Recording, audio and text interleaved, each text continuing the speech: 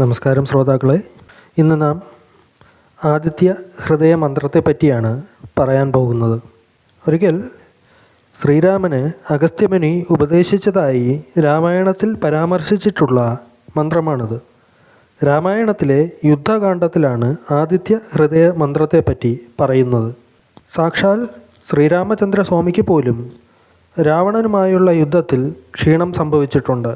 വരം നേടിയിരുന്നത് കാരണം രാവണൻ അജയ്യനായി യുദ്ധത്തിൽ മുന്നേറുകയും എന്നാൽ മറുഭാഗത്ത് യുദ്ധത്തിൻ്റെ ദീർഘതയും സാഹചര്യങ്ങളും കാരണം ശ്രീരാമൻ ക്ഷീണിതനും ചിന്താകുലനുമായി നിൽക്കുകയാണ്.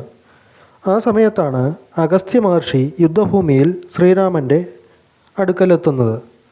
ശ്രീരാമൻ്റെ അവസ്ഥ മനസ്സിലാക്കിയ മഹർഷി ആദിത്യ ഹൃദയ മന്ത്രം അദ്ദേഹത്തിന് ഉപദേശിച്ചു കൊടുത്ത ശേഷം സൂര്യദേവനെ ആരാധിച്ച് യുദ്ധത്തിനായി തയ്യാറാകാൻ നിർദ്ദേശിച്ചു. അങ്ങനെ ഈ ആദിത്യ ഹൃദയ മന്ത്രത്തിൻ്റെ ബലത്താലാണ് അന്ന് ശ്രീരാമചന്ദ്രൻ രാവണനെ വധിക്കാനുള്ള ശക്തി ആർജിച്ചത്.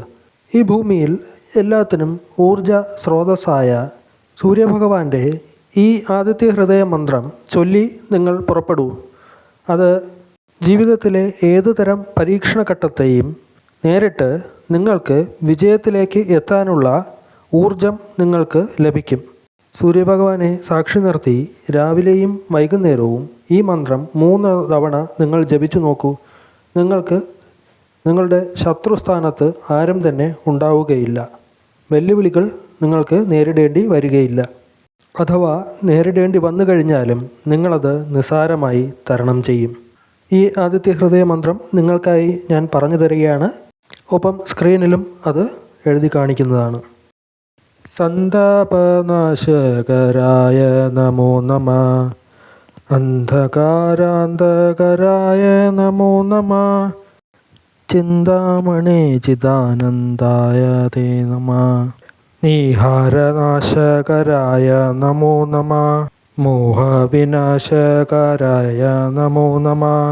ശാന്തായ രൗദ്രായ സൗമ്യായ ഘോരായ കാന്തിമതാം കാന്തിരൂപായ തേ നമഃ. സ്ഥാവരജംഗമാചാര്യായ തേ നമഃ. ദേവായ വിശ്വേക സാക്ഷിണേ തേ നമഃ.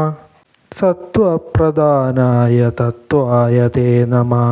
സത്യസ്വരൂപായ നിത്യം നമോ നമഃ. അപ്പോൾ ഇതാണ് ആദിത്യ ഹൃദയ മന്ത്രമെന്ന് പറയുന്നത്. ഇത് 3 തവണ, 7 തവണ, 21 തവണ ഇങ്ങനെ നിങ്ങൾക്ക് കഴിയുന്നത് പോലെ ചൊല്ലാൻ ശ്രമിക്കുക. രാവിലെ സൂര്യൻ ഉദിച്ച് കഴിഞ്ഞ് സൂര്യൻ ഉദിച്ച് നിൽക്കുന്ന സമയത്ത് ഇത് ചൊല്ലാൻ ശ്രമിക്കുക. കുറഞ്ഞത് 3 തവണയെങ്കിലും ചൊല്ലുക. നിങ്ങൾ ഇറങ്ങുന്ന വഴികളിൽ നിങ്ങൾക്ക് വിജയം സുനിശ്ചിതമാണ്. പ്രത്യക്ഷ ഫലമാണ് ഇത് നൽകുന്നത്. സാക്ഷാൽ ശ്രീരാമചന്ദ്രനെ പോലും വിജയത്തിലേക്ക് എത്തിച്ച മന്ത്രമെന്ന് പറയുമ്പോൾ നിങ്ങൾക്ക് ഊഹിക്കാം എന്നതേ ഉള്ളൂ ഈ മന്ത്രത്തിൻ്റെ പവർ എത്രമാത്രം ആണെന്നുള്ളത്.